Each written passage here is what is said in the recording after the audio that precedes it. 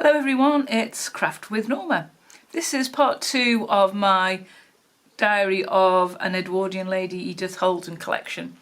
I was given the book by Janet, so thank you Janet, and I just love the images of Edith. Unfortunately she had a tragic death. She drowned in 1920 and her work was put in the attic and totally forgotten about.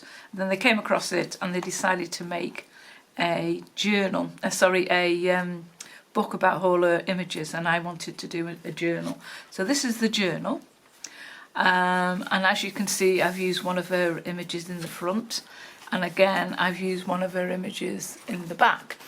Now the writing is actually her writing, that's what they did. They just copied her, everything that she did, and it's so nice to see something unusual in respect that's her own handwriting.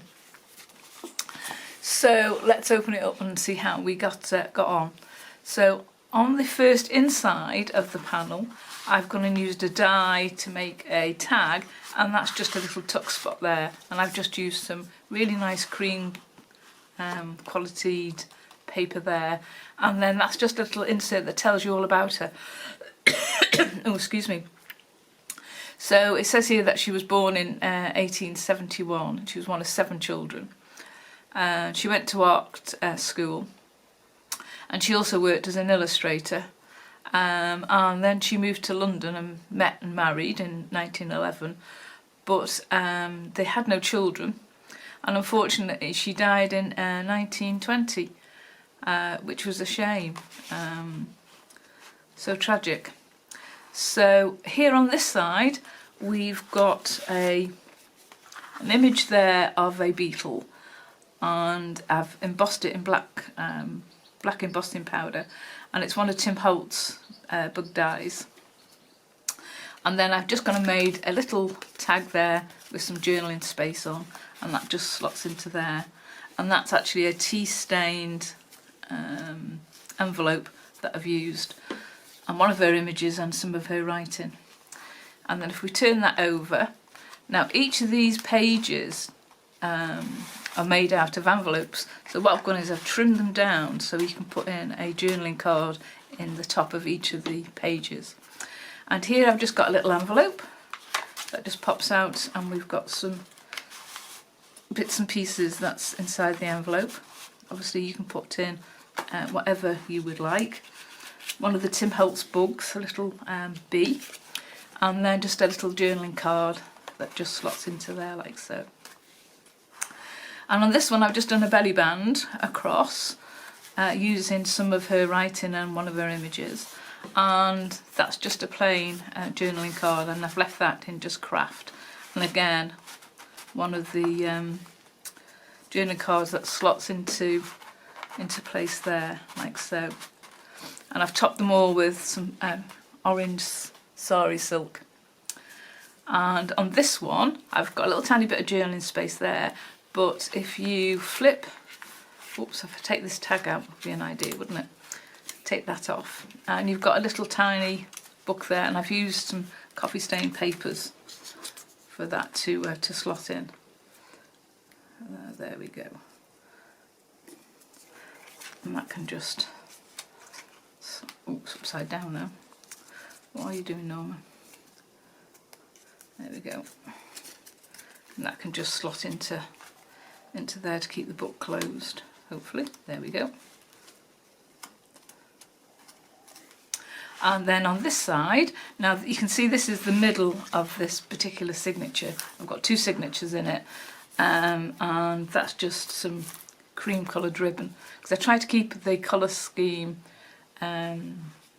similar to what her background colours are on her book. So here again just some quality paper there, just as a little journaling section, and another little envelope there to slot in. And with the envelope I've just gone and used a 1-inch circle cut to cut that little image out, so that just keeps the envelope closed. And then I've used a tag again as an area just to slot everything in. And if we turn over here, we've got some more journaling space there, we've got a butterfly there, and this is one of the tags. I'm not sure where I got it from, I've had it for a long time, but I just love the way it cuts out, the die cuts out. And then here's another journaling card for you to journal on. And then on this side we've just got a little pocket, and again, because I've got these sort of like autumny colours, I thought I'd do the same with the pheasants. And again, another piece of the nice cream card to journal in. Can't even open it. There we go. And that just slots into there like so. And that pops into there. There we go.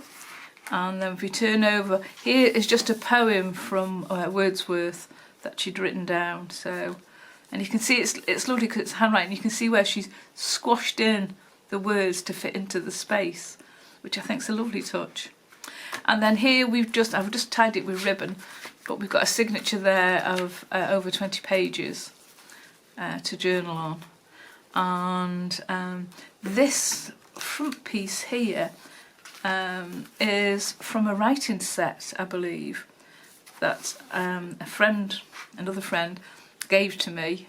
It's only had like sort of 2 envelopes, 2 notebooks, notelets I should say, and 2 pieces of paper. And again, I think it was Marks and Spencer's that produced them in the early 90s. And then here we just got a document folder that I've used, and that's all with her personal writing. And that just slots in there. And what I've done there is put one of my little tags in, so I know which of the 2 threads I've got to use to open it, because normally I get myself in a right mess. And then, as I say, on the last page we've got this little bird and some more of her writing. So that is the journal. And as I say, it's just the challenge to use the book. So I do hope you've enjoyed this, and thank you for watching. If you are a subscriber, thank you, nice to see you again. And if you haven't, please do, we'd love you to join us. And the book is going to be in my Etsy store, I will leave the link below. And hopefully see you soon. Thanks, bye.